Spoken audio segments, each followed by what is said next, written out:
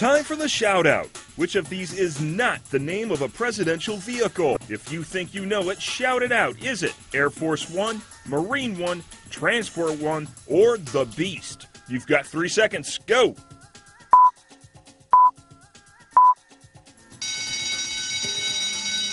Transport One is the odd man out on this list. That's your answer, and that's your shout-out. Of course, Air Force One is the name used for any aircraft that the president travels in. Marine One is the name of his helicopter, but the Beast is the nickname of his limo. Now, a brand new one is set to roll out for the inaugural parade, and as Gene Meserve explains, it's not even close to your average car. Secret Service agents call the presidential limousine the Beast. And if spy photos are any indication, President Obama's new ride lives up to the name. It's a rolling tank with windows.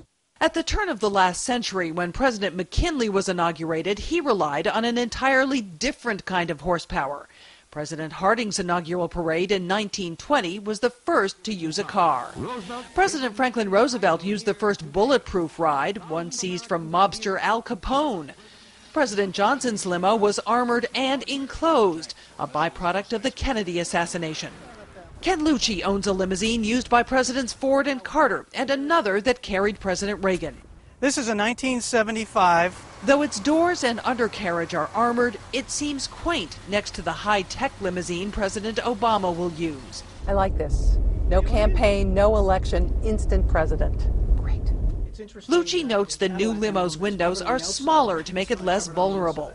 Some of the body appears to be built of a different material. He speculates it's a tougher composite.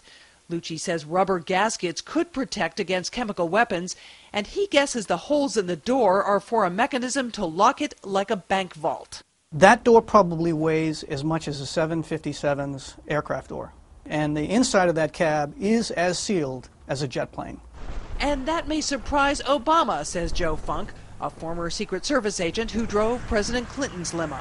It's a cocoon, and the everyday noises will be gone, and he will be totally isolated in this protective envelope.